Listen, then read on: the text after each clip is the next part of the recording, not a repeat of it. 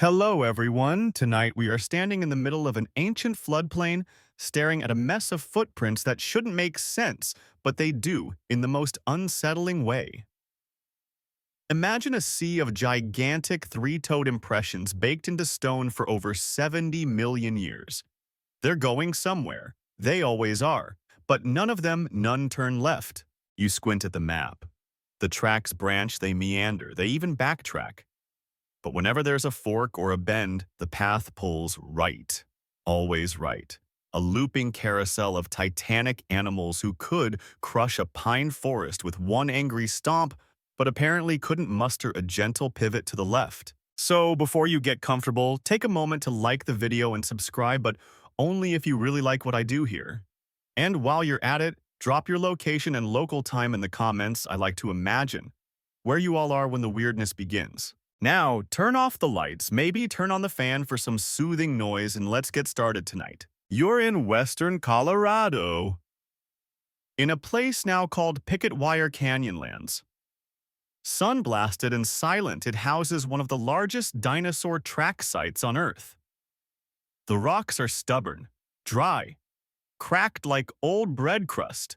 But once this was swampy and warm, the air thick with dragonflies the size of your hand, and the distant groaning sound of animals who'd never seen an ocean.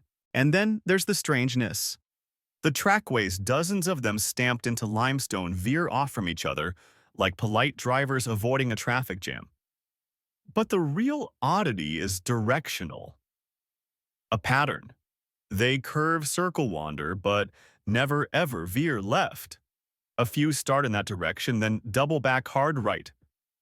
You trace the path with your finger.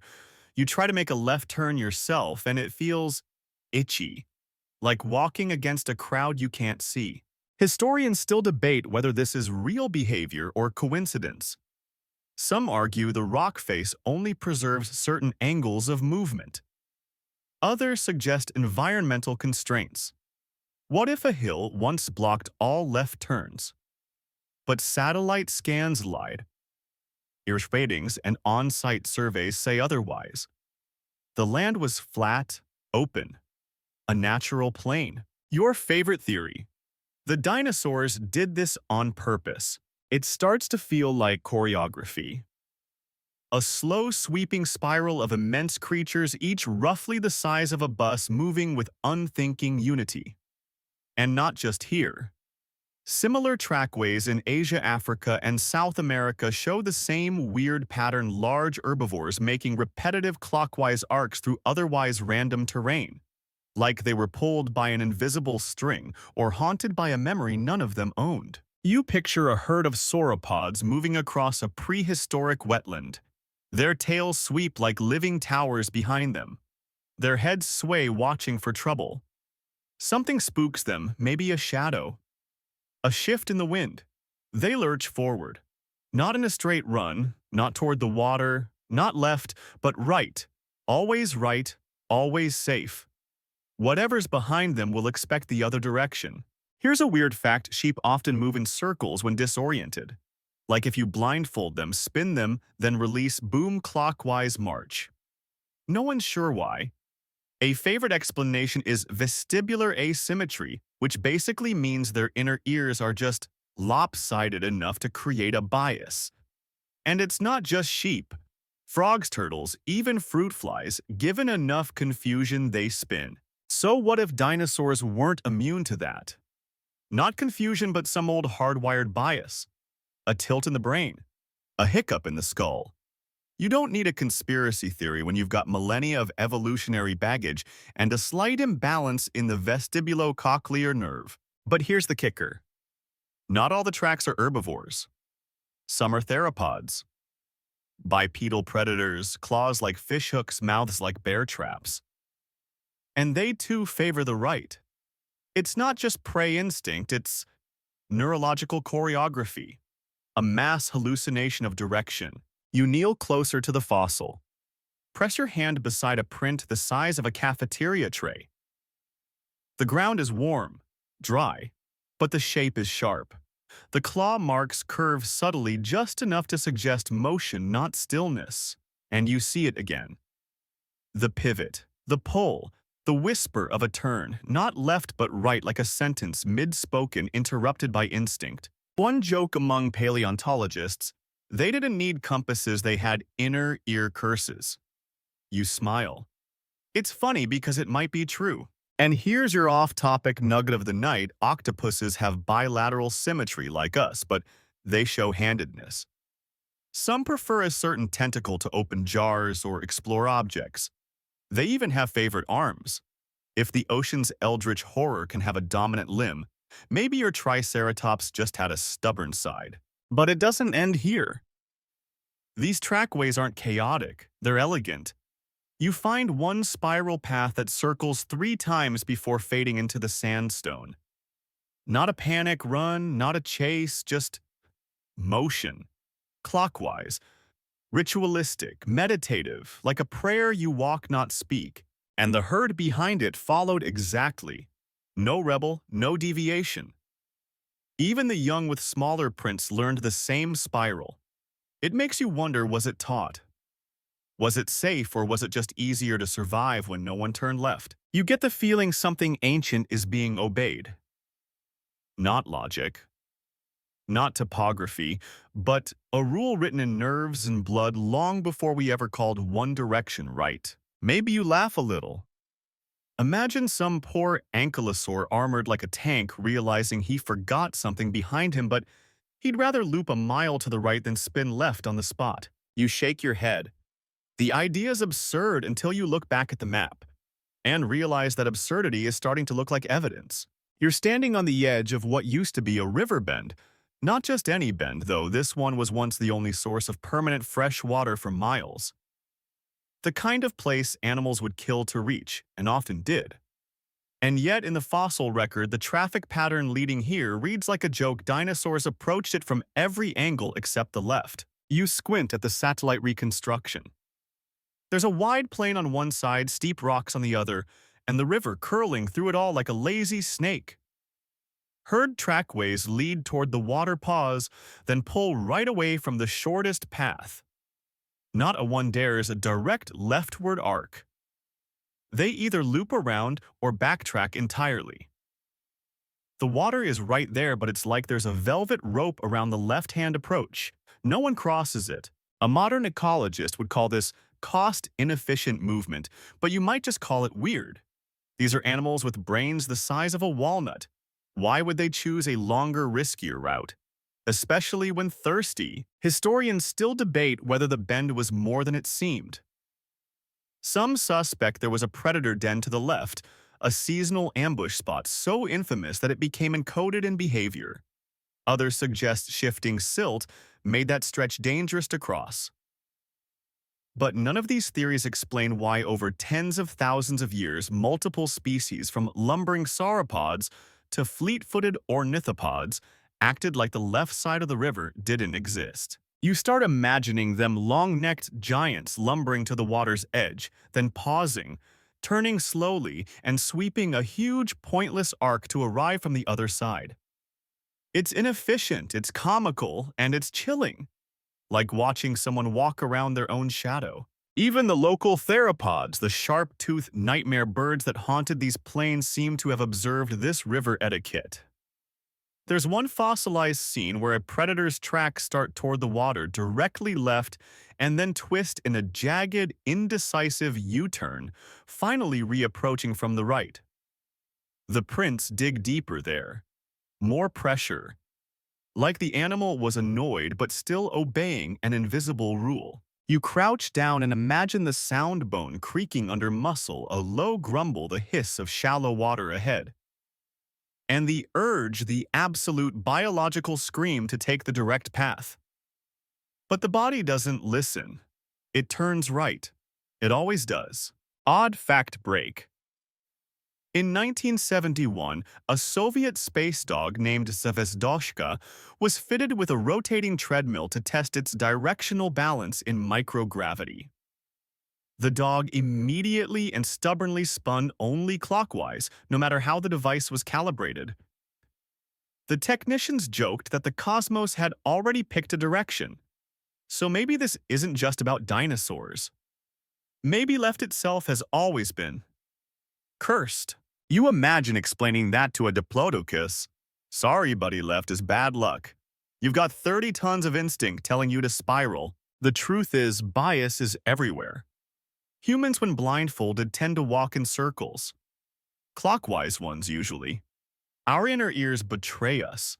Our muscles misfire. Pilots in low visibility report spiraling without knowing it. Entire planes have gently corkscrewed into the sea because someone's body swore up and down that this was straight. So what if dinosaurs had the same issue? Or worse? What if they remembered a time when left meant danger? There's a riverbed in Mongolia that tells a strange story. A group of hadrosaurs, a duck-billed species known for their big brains and emotional squeaking, seems to have attempted a river crossing. Half made it. The other half tried a more direct leftward path and sank into quicksand. Fossils of flailing limbs, twisted torsos, and one horrifyingly preserved head still gasping upward freeze that mistaken time.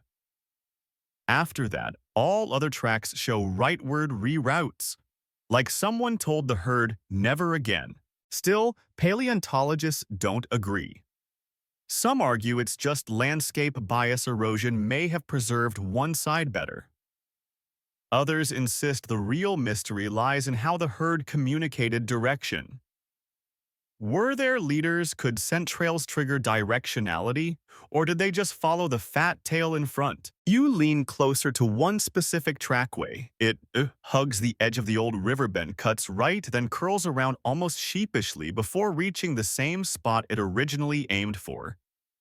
But the left approach, smooth, untouched, a million years of nothing. Like a prehistoric "Do Not Enter" sign was posted in the mud. There's something eerie about that. Something unfinished. You try walking it yourself, just a gentle arc to the left. It feels normal, until it doesn't. There's a weird sense of pushing against something soft but ancient, like leaning into cobwebs in an empty attic. The place is silent, but your body hums. Just a little. And here's your joke for the night: if dinosaurs had therapists, they'd probably all start with, "So I had this dream where I turned left and everyone screamed." You sit on a warm rock and let the wind pull at your jacket. It whistles through the canyon. You imagine a herd thundering past you, not with chaos, but with that determined swaying momentum. A living flowchart skipping an entire direction like it wasn't written in their code. What kind of world molds creatures like this one where you live long enough to evolve not just preferences but phobias?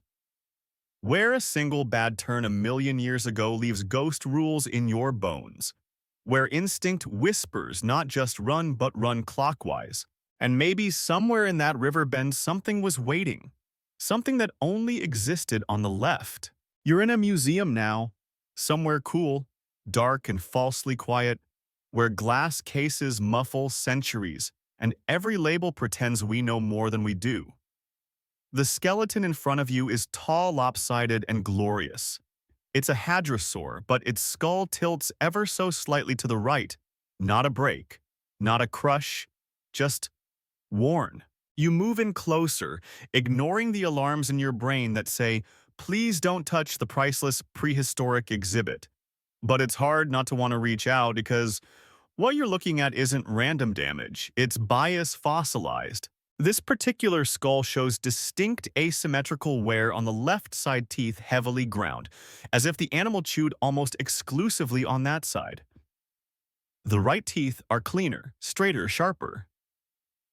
The neck vertebrae, when you trace them in sequence, also bend rightward. Slightly, subtly, but consistently. Historians still debate whether this was dietary, developmental, or behavioral. But the deeper you go, the more it looks like something stubborn was at play. And it wasn't just chewing.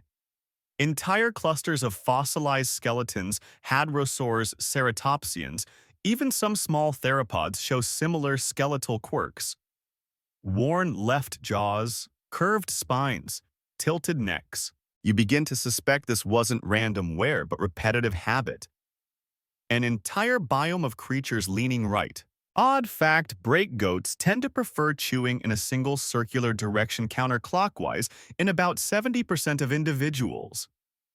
Researchers once blindfolded them to test if it was visual. It wasn't. Even with no stimuli, they stuck to their spin. The body has its own ideas. Back to your hadrosaur. You imagine its daily life grazing low ferns, chewing mindlessly, scanning the horizon for anything large and toothy. Over time, the repeated angle of its jaw motion wears down the left teeth faster. But what causes the tilt in the first place? Some suggest eye dominance. Maybe their right eye was the leader, meaning they'd tilt left to keep their strong eye on the world. But that would require them to favor a left turn, which they didn't. Instead, paleoneurologists have found hints that many dinosaur species had uneven semicircular canals in the inner ear. Those little loops that help with balance and head rotation. A slight asymmetry in those, and suddenly turning left might feel unstable, disorienting, like spinning in a chair and trying to stand up straight. The funny part. Humans have this too. You probably do. Want to test it? Close your eyes, stand on one foot, and try turning slowly in place. If you drift, odds are it's always the same direction. Blame your inner labyrinth, or your ancestors. So what if this wasn't a glitch in one dinosaur but a design principle across generations? A biomechanical preference passed down like a family recipe: chew right, step right, run right. And predators. Same deal. A recently unearthed Dromaeosaurus skull from Alberta showed similar lopsided neck articulation. Its right side jaw muscles were stronger. Its left side teeth more chipped, probably from landing too many bites with poor angle. Even in death, it leaned right. You picture it stalking prey through ancient conifers, cocking its head to the side like a confused parrot, trying to line up the perfect strike, but forced to approach from the same angle again and again, like a boxer with only one hook. Here's your nightly dose of sleep-ruining trivia. Some modern birds, which are descended from theropods, still show lateralized behavior. Chickens, for instance, prefer to look at predators with their left eye, but choose their right when hunting bugs. No one knows why. But the pattern echoes deeply. Now, imagine those behaviors scaled up. Take a herd of 10-ton herbivores. Add a few apex predators with cranial asymmetry. Throw in a couple million years of accidents, near misses, and awkward tumbles during failed left turns, and you've got evolutionary momentum. Not just in bodies, in brains. One fossilized brain case. Yes, they found that shows a slight compression on the left cerebrum. It's hard to confirm what that means without a living sample, but the working theory: slight behavioral skew. Rightward processing. A subtle but consistent neurological nudge. You lean against the cool museum wall, the polished tile whispering against your jeans. Somewhere down the hall, a kid drops a toy and gets immediately shooshed. But here next to a skull older than language, time feels gentle. You wonder how many decisions in the past were made not by fear or hunger, but by direction. How many chases failed, how many mates were missed, how many paths never taken because turning left felt wrong. Joke time. If you gave a dinosaur a maze, it would never get out. Not because it was dumb, but because every left turn would be met with a slow, uncertain shuffle and a loud sigh. There's a beauty in that kind of consistency. In being ruled not by chaos, but by structure. A structure no one taught them, just one. They inherited encoded in cartilage and calcium. You stand up still watching the skull. Its snout leans forward slightly. The teeth are worn down like old dice. You imagine it moving again, slowly, heavily, but always veering right. And somewhere behind it, 100 others doing the same. Not because it was safer, not because it made sense, but because their bodies no longer remembered how not to. Now you're standing at the edge of a canyon, not a scenic one with postcard-friendly cliffs and sunbathing tourists. This one is narrow, winding, and dangerously quiet. It's called Black Hook Gorge, and if it had a Yelp review, it would say 5 stars for murder. The walls rise sharply on either side, forming a tight passage through what was once a well-trafficked migration route. You can still see the scars, fossilized tracks, chiseled into sandstone bones embedded in the walls like the leftovers of something that chewed without chewing. The floor is littered with more death than direction. But once again, the turns tell a tale. The path into the canyon curves left. Just a little. But that little was apparently too much. You trace the steps with your eyes. A group of small herbivores, maybe hypsilophodonts, enters the canyon hesitantly. Their steps tighten. The angle sharpens. One print skids to the left, another doubles back, then disaster. A tangled set of impressions and claw marks. A predator hit them here, from above. Historians still debate whether the terrain funneled prey into traps, or whether the predators evolved to anticipate the few moments prey deviated left. But something happened here, something surgical. Odd fact, some modern crocodilians who haven't changed much since the Cretaceous have jaw reflexes triggered by side approach. If prey enters the field from the wrong angle, snap. The mouth closes before the eyes even process the target. So what if ancient predators, say a sleek, narrow-jawed Tanicolagreus, learned the same trick? Now picture it. A herd knows instinctively to veer right. The canyon says nope, turn left. And just before they do, something drops from above land's teeth first and rewrites that lesson in blood. You can almost hear it. The thud. The tail smack.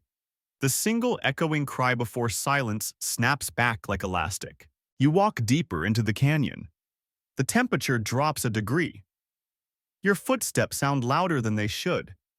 To your left, a faint scrape on the stone wall catches your attention, a fossilized claw mark.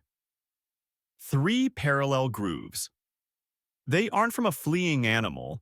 They're from something perched, waiting, bracing itself before launch. One fossilized predator, nicknamed snarejaw by the researchers, was found preserved in a curled ambush posture just above this canyon curve. It died before it could pounce, maybe a flood, maybe a rock slide. But its position is telling, facing the left turn bend, not the trail. And here's the kicker. There are no predator fossils found on the rightward curves, not a one. It's like they didn't bother.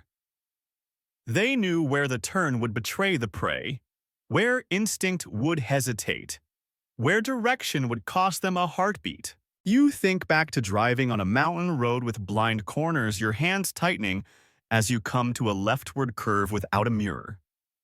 That gut-level anxiety, maybe it wasn't learned. Maybe it's inherited. Paleontologists studying this site started calling the left bends sacrifice curves. Places where movement slowed, where herds bunched, where something cold-blooded might be crouched with a grin you'd never see coming.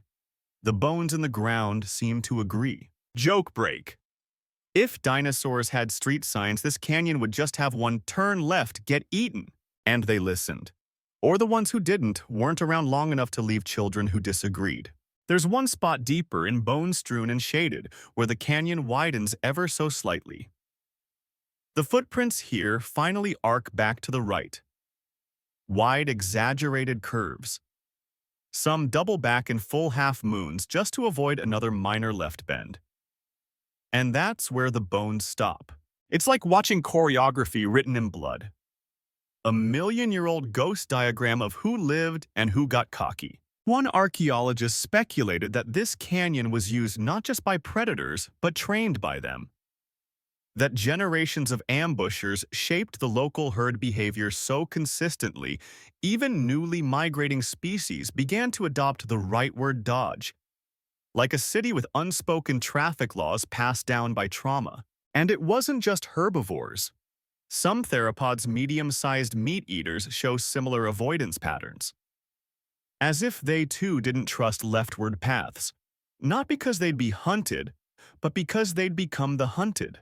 It blurs the predator-prey line. You start wondering whether direction became a kind of religion out here. a belief enforced by ecosystem memory. If the canyon is the temple, then the predators were the priests and left turns were sin. That sounds melodramatic until you look at the last fossil on the path, a juvenile sauropod maybe 15 feet long, facing left, just left, not moving. Its feet dug in as if it tried to backtrack but froze. Above it, another predator mark, a deep indentation where something leapt down. The skeleton is oddly preserved, its neck curved rightward, twisted almost prayerfully, its left flank exposed, and maybe the saddest part, the rightward tracks behind it. The rest of its group already turning, already safe, already forgetting it. You whisper something to the bones, not out of superstition, just because silence like this makes you feel watched. It probably always has. You leave the canyon with one last thought. Some places punish the idea of choice, others reward obedience, and sometimes the only thing separating those two is the direction your foot happens to land. You've walked out of the canyon and into a laboratory now. Not the sleek beeping kind, this one's full of dusty casts, bone fragments on foam trays, and a buzzing overhead light that seems to flicker just for dramatic effect. In front of you sits a fossilized inner ear. Well, technically, it's a 3D scan of a fossilized semicircular canal system, the part of a dinosaur's inner ear that handled balance and spatial orientation. It looks like a looped pretzel made of coral, beautiful, weird, and strangely decisive. Here's what's fascinating. Most vertebrates have 3 of these canals: horizontal, anterior, and posterior. They form a gyroscopic system that helps you tell which way is up, down, or dangerously spinning. And in several fossilized theropods and hadrosaurs, the left side canal is ever so slightly smaller, just by microns, but you don't need much. Think of it like driving with one underinflated tire. It'll pull you, nudge you, until your whole life gently curves to the right. Historians still debate whether these asymmetries were defects, accidents, or a recurring feature of dinosaur evolution. Some argue it's just fossil distortion bones warp under pressure, especially after 70 million years of rock sandwich compression. But others have noticed a pattern not just in skulls but in spines, hips, and shoulders, a quiet tilt that shows up over and over again. The rightward lean. Odd fact: break modern pigeons have similar imbalances. They can actually become directional, choosing consistent circling paths when stressed or disoriented. Some zoologists have raised birds in complete darkness and they still preferred one spin direction. It's instinct, not experience. Back to the lab. A grad student pulls up a scan of a stegosaurus, a dome-headed dinosaur famous for its supposed headbutting contests. But here's the thing, its dome isn't perfectly centered. It leans, subtly. And the wear marks show most impacts came from the left side, meaning the attacker always veered right. You start seeing it everywhere. One ornithopod shows scarring on its right hip as though it constantly shifted weight in that direction. Another predator has deeper muscle attachment scars on its right thigh bone, and a fossilized tail drag pattern even that arcs gently clockwise like the world's slowest comma. It becomes unnerving. Like the fossils aren't just dead, they're telling you what direction they used to be. You glance at a spinal column laid out on a steel tray. The vertebrae are twisted ever so slightly, like the dinosaur never quite stood straight. As if every step, every pause pulled just a bit to the right.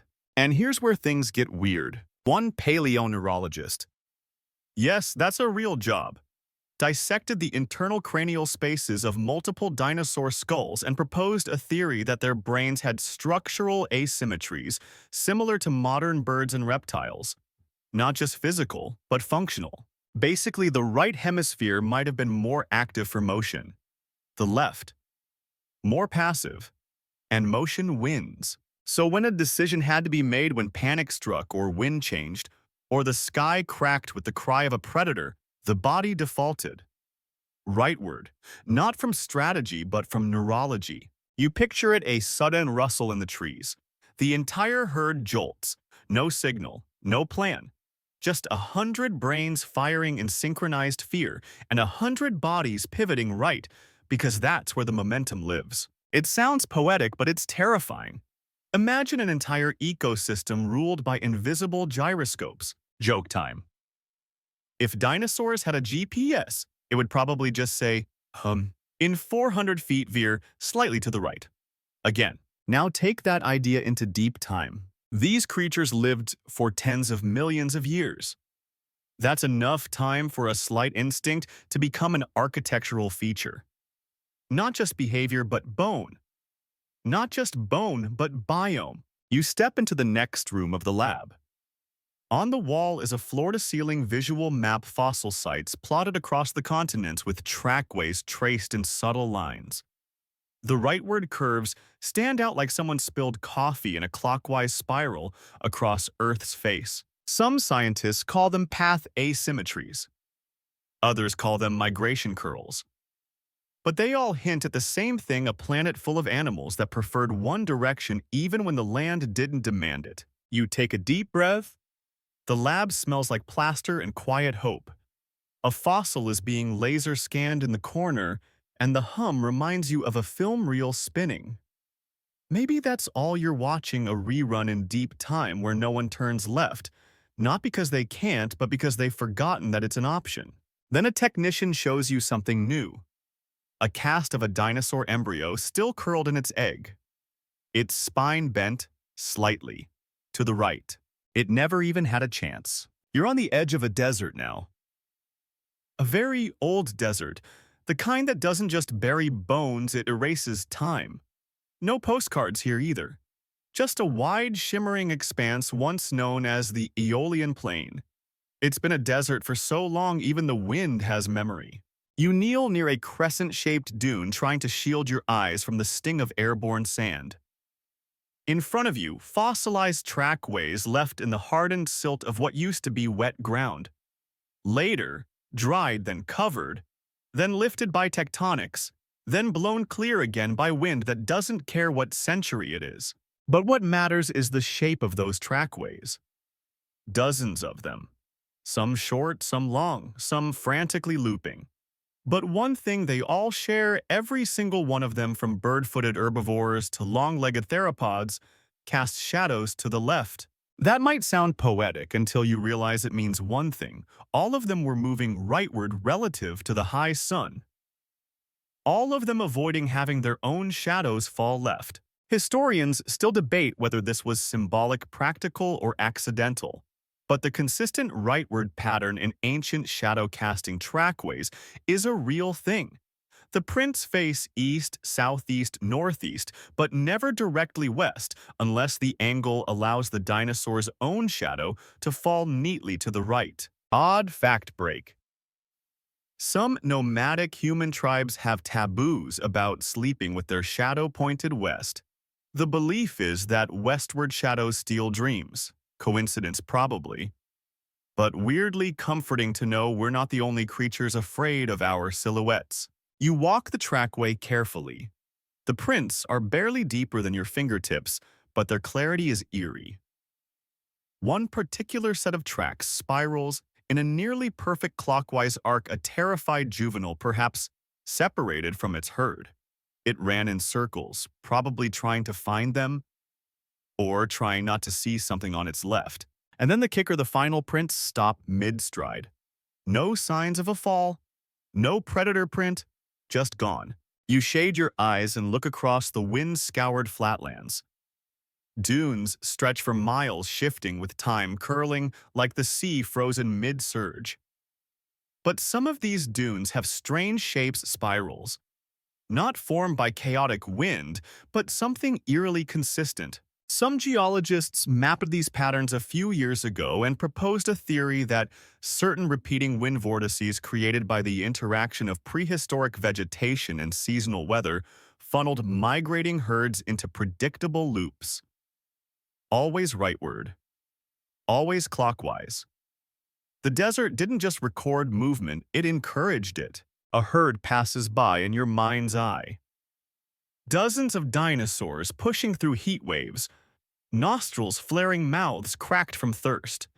The sun burns above. One stops, turns, then hesitates. Because to turn left is to cast your shadow over yourself. To turn right is to outrun it. Joke break. If dinosaurs had mirrors, they'd probably hang them on their right flank and pretend they looked symmetrical. You crouch beside a print shaped like a trident. A classic theropod. The impression is deep on the right side, shallow on the left. The dinosaur was leaning as it moved, shifting its weight, not in panic, but in expectation. It knew which way it would go. You press your palm beside the print and notice something else. There's a shallow dip near the toe. A pressure mark from a sudden pivot. The kind of indentation you'd expect from an animal sharply redirecting itself away from a visual stimulus. Or a shadow. Now, look up again. The horizon is wide and clear, but only in one direction. To the east, the dunes rise gently soft and sculpted. To the west, the ground breaks into rocky crags, chaotic, hard-edged, littered with broken fossils. Guess which way they didn't go? Somewhere in this same desert, a paleontologist found a set of tail drag impressions that looped clockwise for over half a mile. The body prints alongside them suggested an animal that was dying, perhaps, from heat stroke or injury. But even in its final spiral, it didn't break the pattern. Rightward to the end. The speculation gets wild from there. One theory suggests ancient migratory dinosaurs may have used solar orientation to navigate, literally following the arc of the sun rightward across the sky. Another says it was social, that leaders set the tone, and herds fell into rhythm like a school of fish swerving around a shared memory of something they couldn't name but never questioned. And maybe it wasn't about left being dangerous. Maybe right just felt better. That's the part you can't shake. That the instinct could have been a comfort. A pattern that reduced uncertainty, like sleeping on the same side of the bed, like always stirring your tea clockwise because the one time you didn't, your cousin broke a toe. It doesn't need to be rational to become ritual. You stand up. Your boot sinking slightly into the old earth. The wind shifts again, brushing your jacket left to right. You smile. Of course it does. Somewhere under your feet, 1,000 more trackways are waiting. Some spiraling, some steady. All drifting clockwise like music written into the stone. Not loud, not clear, just present. Like the hum of something forgotten that used to guide you home. And if you follow them, they'll never lead you left. But they might lead you to something older than fear, older than rules, just a quiet turn again and again, in the only direction your body has ever trusted. You're looking down from a drone now. Well, not you exactly, but a high-definition, ground-penetrating radar strapped to a noisy little buzz machine flying low over a dried floodplain in Argentina. On screen, the feed resolves into rows of irregular patches. Darker swirls against a paler matrix. And then you see it. A spiral, no more than one. A pattern of spirals. Fossilized death sites layered in concentric clockwise rings. You zoom in. Bone beds. Mass graves from long ago, each formed in a rough spiral with bodies tilted at different angles. Sauropods here, ornithopods over there. Some bunched, some strung out like spilled beads, but nearly all aligned in that same uncanny swirl. You feel your neck lean as you unconsciously try to match their curvature. These aren't the neat ritual circles you see in nature documentaries, elephants grieving, penguins huddling.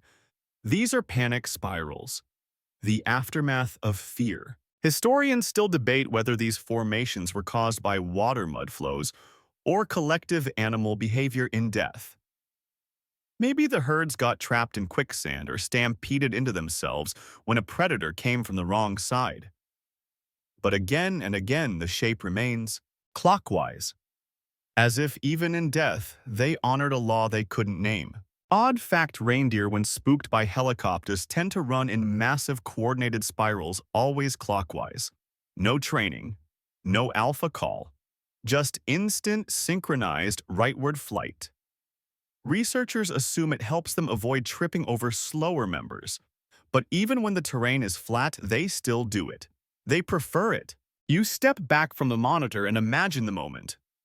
A sudden noise, maybe thunder, maybe a predator's roar. A juvenile cries out. The herd moves. Not forward, not outward, but in, rightward. A spiral of confusion, limbs tangling, weight pressing down. The outer edges of the circle escape. The center collapses. Now, millions of years later, their bones are fossilized mid-turn. You walk to the real excavation site nearby. The dirt is red soft under your boots. Technicians are brushing sand from the spine of a juvenile titanosaur, its neck still curved into the body of a larger adult. Protective gesture, or just accident. Nearby, a series of footprints surrounds a central depression. A sinkhole, maybe, or the final desperate center of the herd spiral. You can see how it happened. A stampede, a rightward reflex, each dinosaur cutting tighter and tighter until the earth couldn't hold them. Joke break. If dinosaurs had evacuation plans, step 1 would just say, run clockwise until extinct. You crouch beside a newly exposed skull.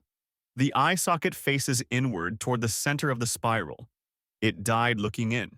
Some paleontologists believe this pattern wasn't just panic but habit. That over generations, herds learned to respond to threats not individually but rotationally, not away from danger but around it. The way birds circle a hawk mid-air. The way schools of fish form rotating balls to confuse a shark. But here's where it gets strange. Some spirals are too perfect.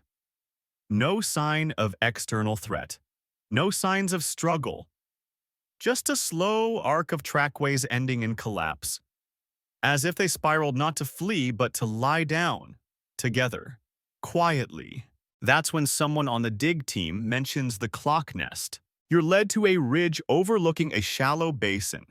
In the center, a perfectly circular depression 12 meters wide. Inside it, over a dozen fossilized juveniles arranged in a curved pattern, their heads tucked under rib cages, tails curling inward. It's a nest, but not a scatter of hatchlings. It's a design, a clockwise, unbroken pattern.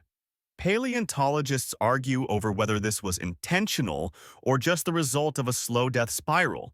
But even the adults nearby lie in the same formation. It's unsettling, like finding a spiral galaxy carved into the floor of a church and being told it was just random wear. Some think these were dry season death gatherings, times when food ran out and the herd collapsed in heat and dust, still trying to follow the instinct of movement. But clockwise doesn't preserve you. It only repeats you. You sit in the heat and sketch the spiral in the dust with your finger. One loop, then another, then another. You wonder how many of them ever broke the pattern. And you think of the fossil from earlier, the one mid-left turn frozen in ash alone. The only one who ever tried to break the rule. You remember the phrase carved into an old hiking trail marker? Stay on the path even if the path is wrong. What if this rightward spiral wasn't survival? What if it was submission? Something learned, something inherited, something never questioned. You whisper a joke to yourself. Maybe the first dinosaur to turn left was just late to lunch and everyone else decided that was rude. But it doesn't feel funny anymore. Because the more you look, the more the world curves back.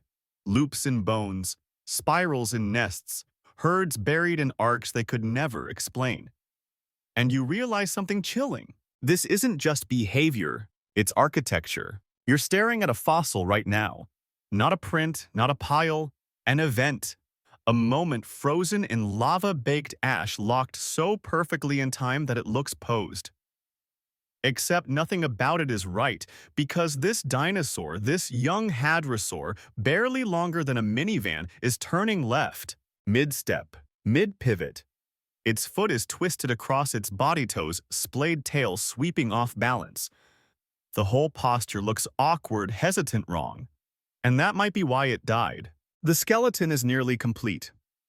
Preserved in fine-grained volcanic ash from what was likely a sudden eruption, a pyroclastic surge that cooked the surrounding area in seconds.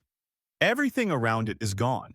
But this one moment this animal caught mid-left turn is still here. Historians still debate whether it was fleeing chasing or just confused. But whatever it was doing, it chose the forbidden direction. And nature erased it instantly. Odd fact break. In 1979, a British behavioral study of sheep showed that when startled in an open field, 92% ran to the right even when escape routes to the left were shorter. The theory, side-dominant stress response. The body doesn't do math when it's scared. It does comfort. So maybe this hadrosaur didn't die because it turned left, but because it hesitated. It broke rhythm. The herd moved right. It went the other way, and no one followed. You move around the fossil carefully. You're not allowed to touch it, but it almost feels like you should apologize. Its neck is craned slightly looking back, or maybe up. Its back leg is twisted outward as if it tried to correct mid-step, but it didn't make it. And here's where it gets eerie. Nearby in the same ash bed are multiple trackways headed right. Away. Clean, clear, synchronized. They all made the same choice, and the one who didn't, singled out by nature. Encased by the tantrum of a volcano. Given the world's most judgmental obituary, there's something religious about the way paleontologists talk about this fossil. They call it ash step. Others call it the left one. One paper jokingly dubbed it the heretic, but no one really laughs when they say that aloud. The way its body is contorted suggests struggle, but not pain. It wasn't collapsing, it was deciding. A full-body moment of uncertainty captured in stone.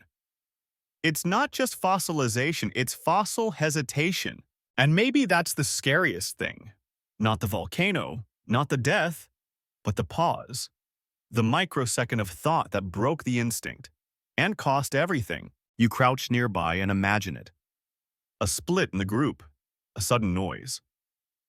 The others peel right like water down a gutter, but this one hesitates just for a breath. Maybe the left path looks shorter. Maybe it saw something, maybe it just wanted to try something else. And the universe responded with fire. Joke break. If dinosaurs had warning signs, this one's would say, in case of emergency, do not be creative. You walk the perimeter of the site. Every fossil here lies in the same orientation bodies, angled west to east, curved gently right. Except this one. Even in death, it breaks the pattern. It leans left. No other tracks come near. No evidence of a sibling trying to help. Just distance, space, as if the others couldn't even see it anymore. And you start to wonder how many more left ones were there that didn't get preserved, that turned differently and vanished without a trace. Evolution doesn't reward innovation if the environment punishes it fast enough. Maybe this wasn't the first.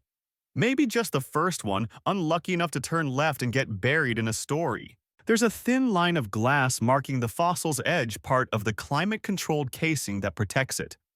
Inside it, time has stopped. Outside, the world keeps turning rightward naturally. One researcher tells you something odd.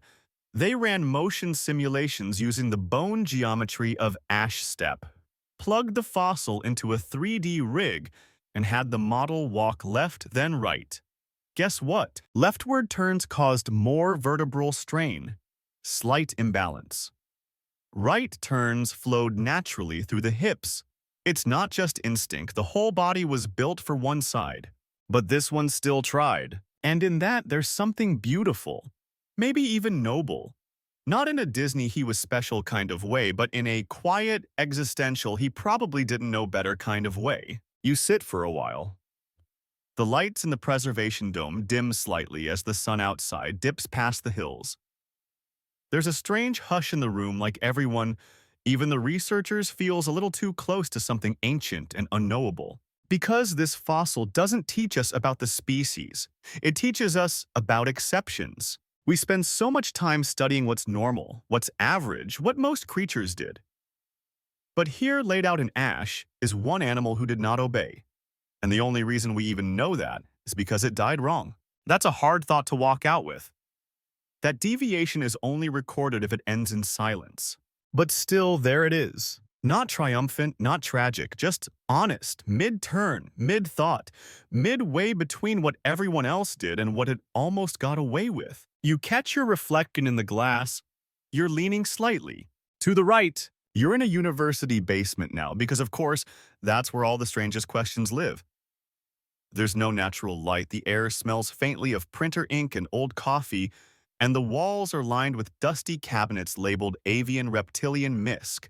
But you're here for brains. Not whole ones. Fossils rarely offer that luxury. What you're examining are cranial endocasts, natural or artificial molds of the inside of dinosaur skulls. Brain shadows, really. The outlines of thoughts that haven't existed in 70 million years. The question on the whiteboard behind you is simple yet slightly unhinged. What if they couldn't turn left because their brains told them not to? It's not as wild as it sounds. You pick up a 3D print of a Camarasaurus endocast, chunky with gentle asymmetries. On the right hemisphere, the olfactory bulb is slightly larger. The cerebellum, where movement coordination happens, is slightly denser on that same side. You hold it in your hands and try not to whisper. You preferred the right, didn't you? Historians still debate whether the left-right divide in ancient brains mirrors what we see in modern reptiles. In crocodiles, one hemisphere is more reactive to aggression, the other to spatial awareness. In birds, some brain pathways are literally hardwired for right eye dominance and left field threat assessment. So what if dinosaurs had a similar split? Odd fact, chickens, when placed in a T-maze, will almost always turn right first, even if the reward is on the left. Try not to think about that the next time you eat one. Back to your endocasts. You examine a Pachycephalosaurus brain mold. The part believed to handle vestibular function, the inner coordination of balance, is skewed slightly to the left, which means the dinosaur may have overcompensated rightward in real life. Imagine a shopping cart with one sticky wheel always pulling slightly. Over time, it becomes second nature. But here's where the theory sharpens. Some paleoneurologists now believe that dinosaurs may have exhibited behavioral lateralization, a fancy term meaning they had preferred sides for certain activities. Just like you might open jars with your dominant hand, they may have stalked, fled, grazed, even slept with a preferred orientation. And the evidence? It's in their bones, in the muscle wear, in the skull pressure lines, and now perhaps in their brain shapes. And you know what that means. They didn't just physically avoid turning left. They thought it was wrong. You sit down at the lab bench, staring at a series of cross-section images from theropods. A Trudon shows a right dominant optic lobe. A Gorgosaurus stronger motor pathway activity on the left hemisphere, which controls the right side of the body. Patterns keep emerging even when researchers try to control for taphonomic distortion. That's a fancy way of saying fossils get squished, and you start to laugh. Not because it's funny, but because the implications are absurd. Imagine a Tyrannosaurus rex, the alleged terror of its time, standing before a branching forest path. One side curves left, the other longer and filled with thorns bends right. And this apex predator, the lizard king of all nightmares, just sighs heavily and stomps into the thorns. Joke break. Maybe dinosaurs didn't go extinct, they just couldn't take the shortcut. You glance at a student's notebook nearby. It's doodled with spirals. Clockwise ones, of course. And at the bottom, a scribbled question. Are instincts inherited, or are they just old fears pretending to be choices? You don't know. But you're starting to suspect the line between brain and bone is thinner than anyone wants to admit. The brain scans of modern reptiles add another twist. In iguanas, the right eye sends more detailed data to the brain's left hemisphere, which handles routine tasks and familiar settings. The left eye connects to the right hemisphere, used for vigilance and novelty. So, if something appeared on a dinosaur's left, it might have felt instantly more unfamiliar, more threatening, and so they turned away. Turned. You picture that again, a quiet forest, a rustle on the left. The eye twitches, the body tenses, but instead of facing it, the dinosaur pivots. Not because it's scared, not because it's planning, but because its brain has already decided right is home, left is the unknown. And maybe that's all instinct really is, a fossilized decision made by ancestors so many times that it no longer feels like a choice. You turn to one final specimen, a bird. A cassowary, actually a descendant of dinosaurs in both blood and temperament. Its brain is asymmetrical. It strikes first with its right foot. When given a split-second choice, it turns right. When stressed, clockwise pacing. The spiral never left. You close the scan window, the eerie glow of the lab fading a little as you do. The floor creaks under you, and you notice with mild annoyance that you've been slowly spinning in your chair. Rightward. You stand, stretch, and let your brain absorb one last thought before heading upstairs. If an entire species could forget how to turn left, what else have we lost simply because it never felt natural? You're back outside now. Well, outside in that you're standing in a reconstructed gorge beneath a blazing sun listening to someone with a PhD in theropod behavior say, you have to imagine it from their point of view, not the prey, the predators. The rocks around you are sharp and brittle, volcanic shale mostly, black and red like someone burned a chessboard and scattered the pieces. You're in what used to be a pinch point, a natural funnel in the terrain where vegetation forced traffic into narrow lines. And here's the thing. Fossils from this area suggest predators didn't just chase prey. They anticipated the turn. They knew their targets would veer right, so they learned to wait, just outside the curve, just off the instinctual blind spot. Historians still debate whether this was true strategic planning or simply repeated success that looked like strategy. But the fossil evidence suggests something chilling.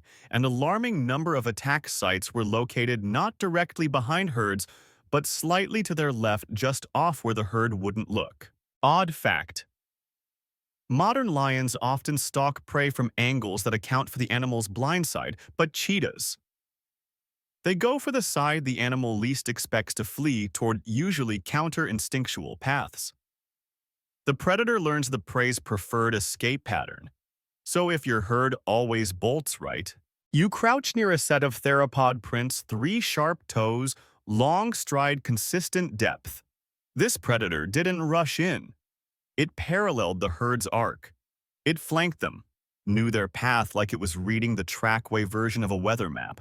And here's where it gets unnerving. At one particular site nicknamed the Hook, paleontologists found something rare, a double spiral, an outer ring of herbivore prints curling clockwise, and just inside that path a smaller set, perfectly mirrored. Theropod. The predator wasn't chasing. It was spinning with them. You don't want to think about what that means because it suggests not a single ambush but a ritualized one. A predator that let the prey dictate the rhythm and then danced inside the beat. The bones in the center of that spiral. 2 juveniles. 1 adult. All trampled not by the predator but by their own group trying to continue the turn. The predator didn't even need to strike. Just hold the curve and let panic do the rest. Joke break. Predators in the Cretaceous didn't need fangs. They just needed patience and a good sense of timing. You imagine the scene now. A group of hadrosaurs, 10, maybe 12, moving in a loose formation. One spots something. The leader doesn't wait. It turns right. So do the others. Spiral begins. A predator, perhaps a megaraptor, edges in just inside the loop, its own body obeying the same rightward rules, but faster, more precise. It doesn't rush. It waits. Spirals closer, until one dinosaur falters. The kill wasn't from strength. It was from geometry. And it's not just spiral kills. Some track sites show abrupt, almost theatrical flips in direction. Herds that curved right again and again, then suddenly reversed into a left arc. Every time that happens, predator prints vanish. Historians argue about this. Was it confusion? Terrain? Or did the prey learn to feint left even when it felt wrong? A desperate counter instinct to throw off the pattern. But it rarely worked. The feints are short, sloppy, and usually someone in the group peels back right almost immediately, dragging the rest with them. You remember what a behaviorist once told you. You can't evolve out of an instinct. You can only evolve a workaround. But most animals, they don't last long enough for workarounds to become rules. That's why predators win. And now, here's the real kicker. You're shown a fossil from the side of a ravine, an imprint of a predator skull embedded in soft clay. It's facing left, not mid-turn, not in motion, resting. Positioned at the edge of a natural rightward curve as if it simply sat down and waited. Behind it, the faint prints of herbivores arching around the bend. The predator didn't follow. It knew. Some researchers have started calling this behavior predictive circling, the idea that certain predators didn't chase at all. They read the terrain, calculated the herd's inevitable response, and set up shop accordingly. Like a goalie who never moves because they know you'll shoot high right every single time, you start to wonder how long it took.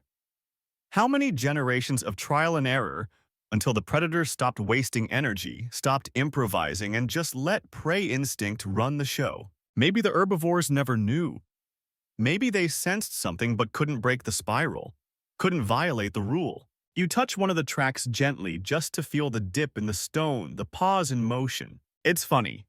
You've always been told survival of the fittest means strongest, but maybe it means most patient, or least imaginative, or just best at waiting where the curve always leads. You stand slowly and look across the stone path winding through the reconstructed gorge. Your shadow falls behind you and to the left. Uncomfortable, unwelcome. You shift slightly. Now it falls right, and suddenly everything feels normal again. You're not supposed to be out here alone. The dig team made that clear. But something about the site wouldn't let you leave. You've returned long after the others packed up, after the sun dipped into the dust and the wind turned still. The tracks are clearer now in the moonlight. The air cooler. The silence louder. You're standing in the center of a bone bed nicknamed the compass. Not because of its shape, it's not a perfect circle, but because something here feels like orientation, a place where direction becomes visible, where something subtle insists on being noticed. The bones here aren't scattered, they're aligned. Not precisely, not in military rows, but in soft spirals. Gentle arcs, each fossil rotated ever so slightly. And here's the kicker, they're all turned clockwise. Historians still debate whether this site is natural or disturbed. The arrangement is too consistent to be random, but too irregular to be ritual.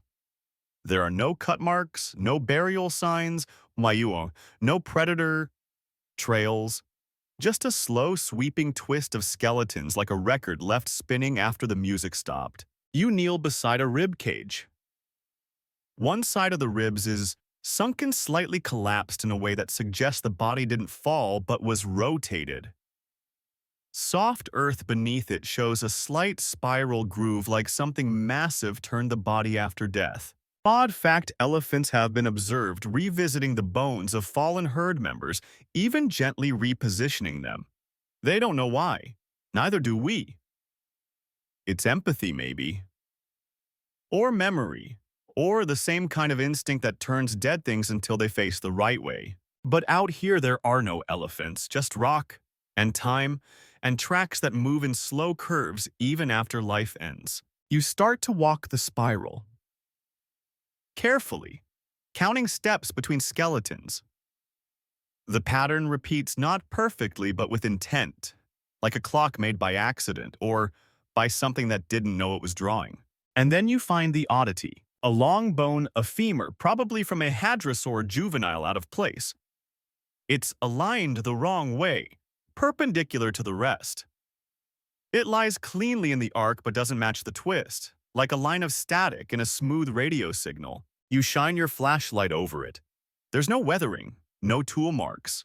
The sediment around it matches the rest of the site, but it looks relocated, Not by flood, not by wind, by something that wanted it to fit. You check your notes. A month ago, this bone wasn't here. Or if it was, it pointed differently. Photos confirm it. It's been rotated. Joke break. Either the dinosaurs had an interior decorator, or you're being gaslit by the Earth itself. You mark the bone's position, but deep down you already know what's happening. It's not just the bone. It's the others too. Two shoulder blades, one spine segment, and a cluster of toe bones all shifted slightly from their previously recorded orientations. It's not dramatic, not a haunting, just a whisper in geometry, a suggestion. Every night the bones move a little, not far, just enough to agree with the spiral. You radio the university. No answer. It's late, the signal is spotty.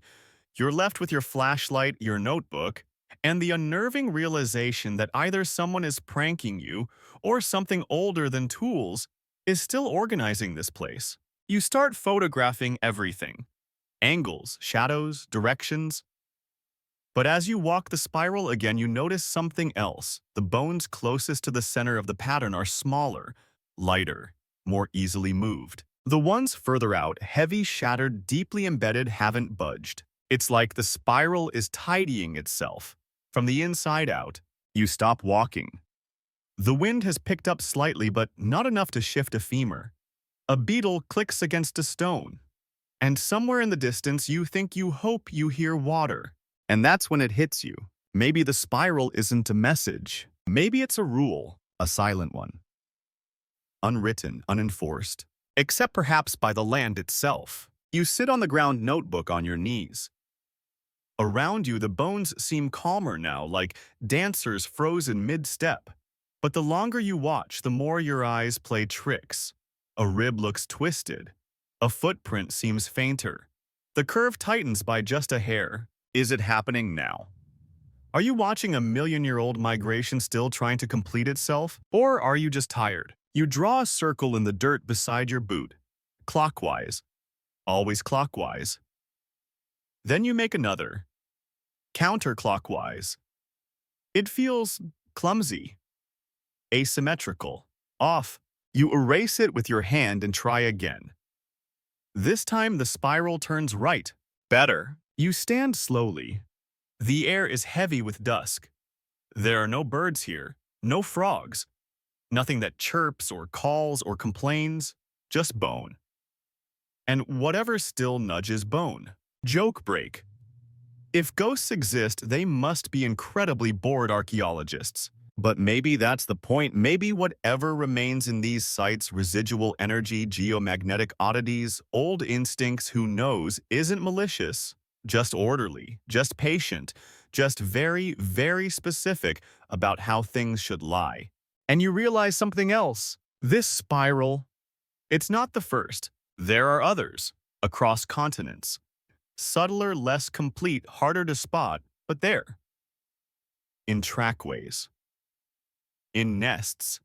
In death poses. All curving the same way even when the slope suggests otherwise. A fossil memory. A rhythm the Earth hasn't quite forgotten. And now you know it, which means you won't stop seeing it, which means it might not stop showing itself to you. You're looking at a map now. Not a treasure map, but close. A full-scale overlay of Cretaceous-era migration routes based on fossil concentrations, isotopic analysis, and track site alignments. The kind of map that makes you feel like the planet is whispering. And what it's whispering is this: the dinosaurs didn't just migrate. They curved. Over thousands of miles across what are now fragmented continents, their movements trace great arcs, slow bends, wide spirals, hesitant loops. Most migration models try to simplify that. They followed water, they followed food, they avoided elevation. But this isn't just environmental response. It's behavioral geometry. And here's what jumps out when you look close: the curves are overwhelmingly, inexplicably rightward. Historians still debate whether this pattern is an artifact of fossil site distribution, like maybe we've only found the clockwise paths. But recent satellite-aided site data contradicts that. The routes trend east. They arc southward but only after turning right. They ignore leftward shortcuts that would have shaved days off the journey. Odd fact, modern reindeer, when migrating in herds, sometimes drift as much as 20 degrees off optimal bearing, always in the same direction. Over years, that adds up to a completely different route than the one their ancestors used. It's not navigation, it's inheritance. Now zoom in on one region. What is today Central Asia? Fossilized herds of Saurolophus protoceratops and others show consistent seasonal movement across what was then a wide semi-arid plain. The routes snake around salt flats, rivers, and lava fields. But instead of veering left to avoid rocky terrain, they pull wide right, every time. And they didn't have maps, they had instinct, which is worse sometimes. You trace one migration trail in Mongolia that swings rightward through what geologists later discovered was tougher terrain, steeper, drier, more exposed. But the fossils show a superhighway of footsteps clear as day. No evidence they ever tried the shorter left route. Even when the environment changed, even when water moved, they stayed in the loop. Joke break.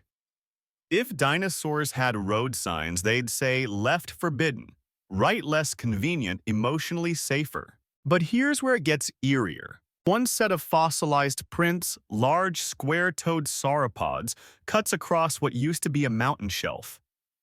Every few meters, the herd pauses, shifts slightly, then resumes walking, not straight, but in a soft, clockwise drift. Like the entire group was constantly course-correcting against terrain, against efficiency. You'd think it was coincidence, until you find the same thing in South America and Australia. And once, chillingly, in Antarctica, where an old scattered trackway curves so predictably that it looks machine-laid. There's even a research term now. Some paleontologists call it rightward pathing. Others more dramatically call it evolutionary torsion. The idea is that through a mix of anatomical asymmetry, inner ear imbalance, social copying, and pure survival bias, entire species began to spiral.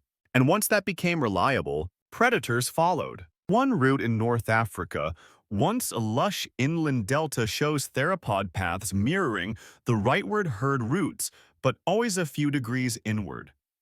Like fishing boats circling a school, waiting for a break. And then comes the killer, the eastward bias. Take hundreds of migration tracks, lay them flat, adjust for continental drift, normalize the data. What direction do they trend toward across all regions? East. Always east. Historians argue fiercely about this. Some say it's coincidence. Others that solar navigation played a role, that following the sunrise gave them comfort predictability. But that doesn't explain the spiral, turns the rightward loops, the refusal to cut left, even when east was already ahead. It's not just east. It's rightward movement that becomes east, as if the planet itself had nudged their blood. You sit down with your back against a rock, the wind hissing across the dry field site. You pull out your compass. Not that you need it, it's instinct now. You tilt it, stare at the needle, and realize you're facing west. You shift. Now east. Now everything feels quieter. You flip to a page in the site logbook where someone has scribbled a note in red pen. They moved like memory, not instinct. They curved like they were avoiding something only they could see. You're not sure who wrote it, but you underline it anyway. Because there's a bigger question now. If the dinosaurs ignored better paths, if they spiraled away from the simple solution, if they bled energy days, even lives, to preserve that rightward loop, then what was on the left, not literally, not terrain, but conceptually? What did their minds associate with that angle? Was it risk, pain? An ancient fear etched into bone marrow? Or something older passed down, not by teaching but by spine curvature? Semicircular canals and limb preference. Joke break. Maybe turning left was a betrayal of some ancient dinosaur code, thou shalt not disrupt the sacred ellipse. And the terrifying part, the spiral didn't stop with them. Because you sitting there now, catch yourself, instinctively turning your notes clockwise on your lap. Because your body feels more comfortable leaning on your right elbow. Because you just realized you walked here by looping slightly right, and you didn't even notice. You're in a canyon now. Not one carved by wind or water, but by time. Its walls aren't stone, they're paper. Shelves, research binders, you're deep inside a university archive, flipping through pages that smell like old glue and panic. And what you're looking at, human footprints. Not ancient ones, modern. It started with a casual experiment. A few paleontology grad students decided to test the theory of spiral bias in a fossil-rich site a place full of sauropod trackways, many still embedded in soft stone. The students blindfolded each other and tried walking a straight line through the fossil beds. Spoiler, none of them could. Historians still debate whether the tests were controlled enough to count as real data, but the footage is hard to ignore. Every single subject drifted slowly, inevitably to the right. They ran more tests, had volunteers walk under different conditions, sunlight cloud cover, silence, noise-canceling headphones, still clockwise, still right. Odd fact. When humans are blindfolded and told to walk straight, they almost always veer off course in curved paths. The rightward bias is more common than the left. No one knows why. Theories range from dominant leg length differences to brain hemisphere dominance. But it's not consistent, it's just common. The archive papers get weirder. At one fossil site in Utah, volunteers weren't blindfolded. They were asked to follow dinosaur tracks on foot. Each was told to walk naturally, picking whatever route felt most correct. Most of them began veering into a clockwise spiral within 2 minutes. And get this, one volunteer refused to turn left even when instructed.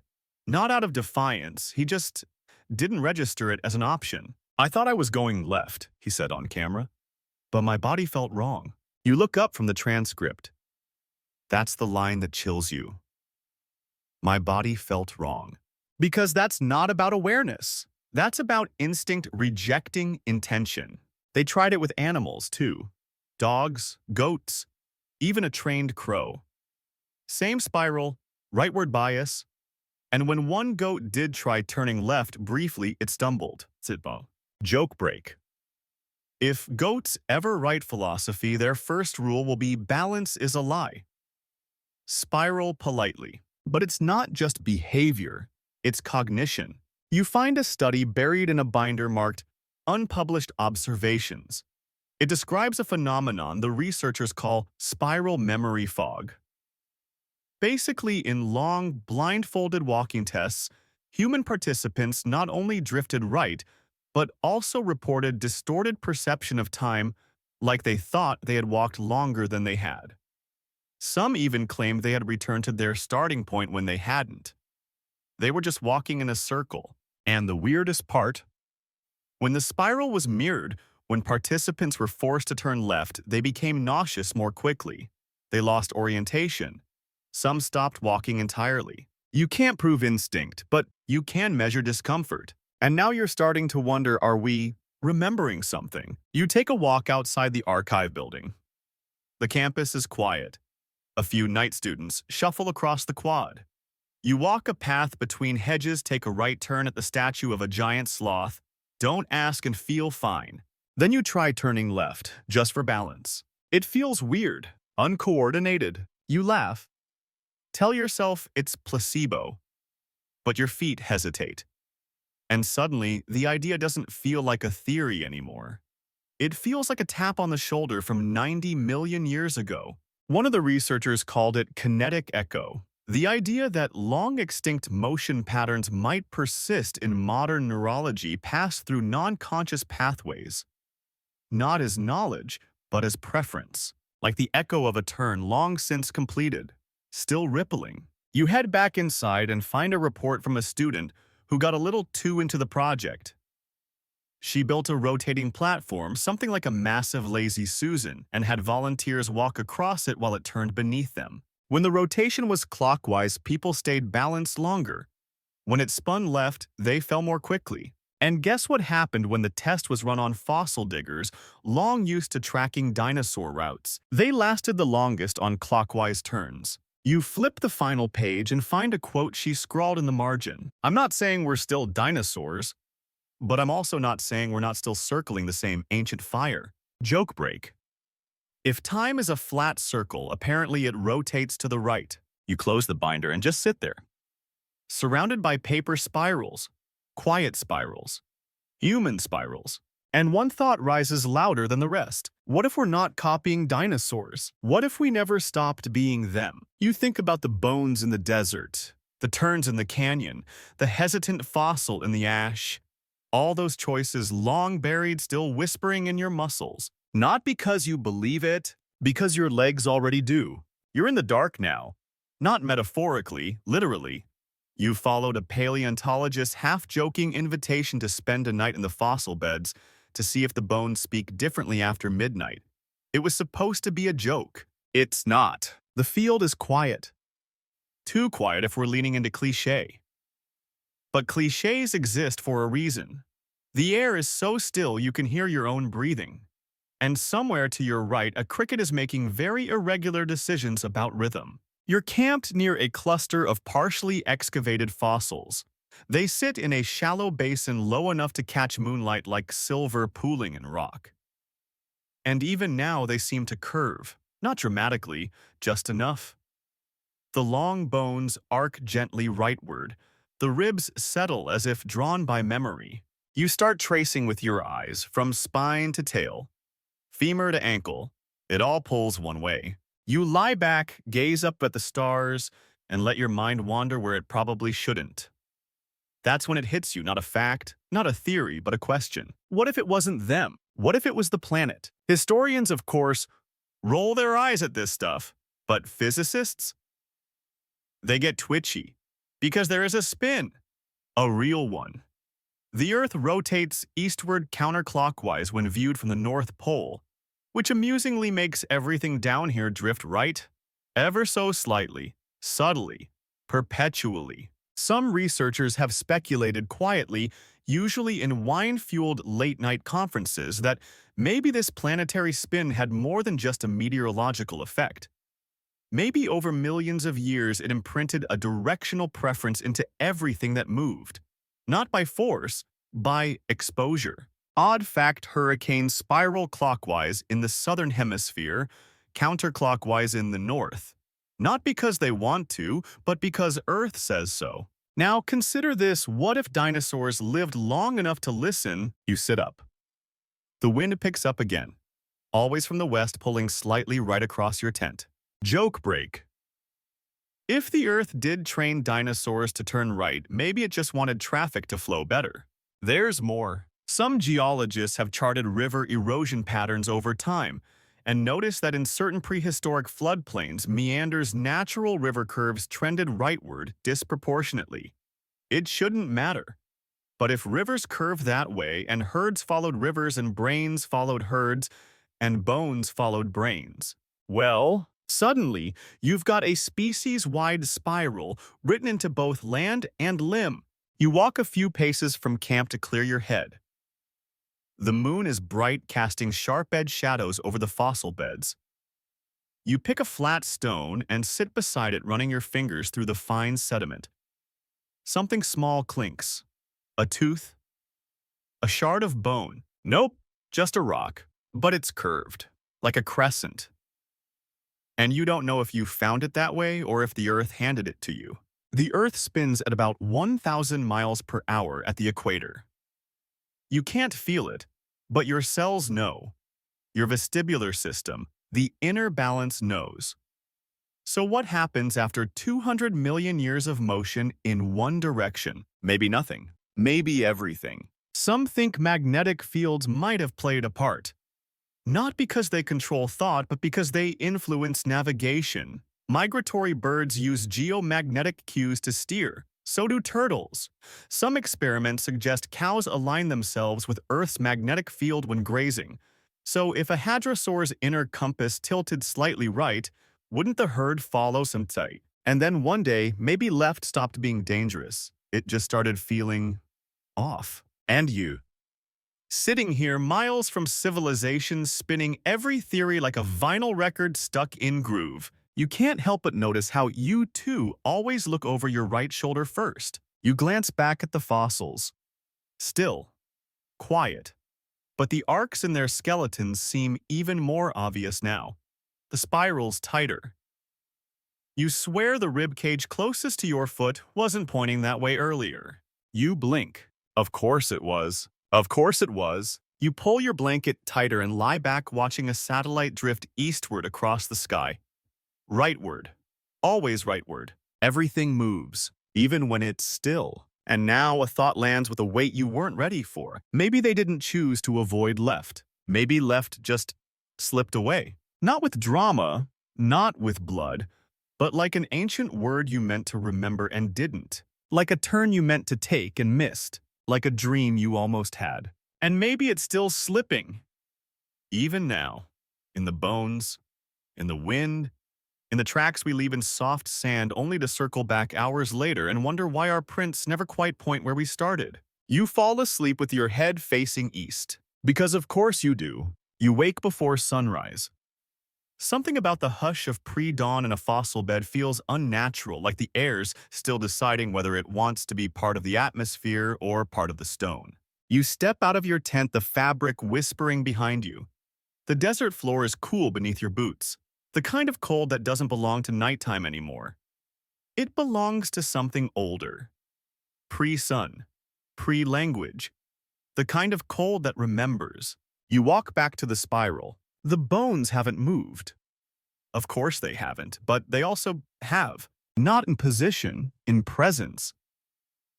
They feel more settled now, or maybe it's you who's shifted. You've stopped seeing them as a collection of prehistoric leftovers. They're arrangements now. Letters in a forgotten script, all still saying the same thing. Right. You sit by the curve again, notepad in hand. You draw another spiral without thinking. Clockwise. The lines come easily. Your wrist doesn't resist. You try to draw a counterclockwise one next. It feels clumsy, uneven. Your pen hesitates on the bends, like it's waiting for permission that never comes. You pause and glance up. What if left was never real? Not as a direction, but as a behavior. What if the creatures of this world, the big ones, the ancient ones, the ones who named the ground with their feet, never had a use for it? What if for them left wasn't taboo or dangerous, just irrelevant? Historians, you remind yourself, still argue about this. The so-called directional vacuum theory is speculative at best. The idea that certain neural or sensory systems evolved in such a way that certain behaviors were never even perceived, let alone suppressed. But it explains the fossils, the curves, the way even in death they lie arranged like a clock left ticking in the dark. Odd fact. Some sea snails only spiral their shells one way. If a mutation causes the spiral to flip, the snail often dies alone, unable to mate, unable to fit the world. One bad turn and the echo breaks. Maybe that's what left was to these creatures. A bad spiral, an evolutionary typo, a path that didn't lead to extinction because they never traveled it long enough to find out. And the more you think about it, the more your own body starts to question itself. You rise, walk in a circle first, right? It feels fine. Feels like every lazy walk you've ever taken through a parking lot looking for your car. Then you stop and walk left, just for balance, just to know. And your ankle catches, not on anything. Just a soft patch of earth, but it's enough to break the motion. The rhythm collapses. You try again. Left, counterclockwise. You feel awkward, not dizzy, not afraid, just disconnected. You remember someone's field note. They didn't forget left, they never used it. What if that's us now? What if we inherited more than bones, more than genes? What if we inherited preferences we don't remember choosing? Every human language organizes direction differently. Some cultures use cardinal directions for everything. Your cup is west of the plate. Others use egocentric ones left-right. But even in the most abstract languages, right often means good, correct, moral. left mistaken, sinister, wrong. And you wonder if that's linguistics or legacy. Joke break. If left was an ancient dinosaur word, maybe it just meant the way you don't go unless you're feeling bold, confused, or about to become a fossil. You stand still for a while, hands in your pockets, the wind brushing past from behind. It pushes you slightly forward, slightly to the right. The sun crests the horizon. You don't look straight at it. No one does. But you notice it anyway. Its path, too, is a spiral. Not a perfect one, but close enough. Always east, always rising. Just like the herds. Just like the shadows they cast long on the left, fading as the day pulls them rightward. And you think, with a kind of sleepy certainty, that if you were a dinosaur, if you were a creature whose life depended not on decisions but on direction, you wouldn't question it either. You'd turn right. Every time. Not because it's safer, but because it works. And then you'd pass that along. In footsteps. In instinct. In whatever bones you left behind. You kneel by the spiral again. One hand pressed against the dust. The other tracing it. Rightward. Always. Because maybe the spiral was never a prison. Maybe it was a lullaby. A rhythm the earth taught us so long ago we mistook it for our own idea. And maybe, just maybe, you'll remember that the next time your feet drift slightly to the right on a quiet trail, and you don't know why. You don't need to. Your bones already do. In Shadow of the Ages, the dinosaur that never turned left, we followed a winding poetic journey through prehistoric landscapes, fossil beds, and behavioral echoes. From the strange loops in dinosaur trackways to the asymmetrical patterns in their skulls and inner ears, we explored a world ruled not by bold decisions but by subtle compulsions. A world where rightward turns were more than habit. They were survival. As the story spiraled through ancient canyons, predator traps, and synchronized death spirals, a quiet theory emerged. Perhaps dinosaurs didn't avoid turning left because of danger, but because they simply didn't know it existed. The rightward bias seeped into their skeletons' migration routes, and herd panics forming spirals that persisted even in death. And we modern humans are not immune. Our blindfolded walking patterns, nervous system quirks, and cognitive discomfort with leftward movement suggest we carry remnants of that spiral inside us. A kinetic echo passed through time not by genes but by geometry. In the end, we question whether left was ever real for these creatures or if it was simply a ghost direction made up by those who walk too confidently in straight lines. Thank you for joining me in this quiet descent through fossilized motion and ancient rhythm.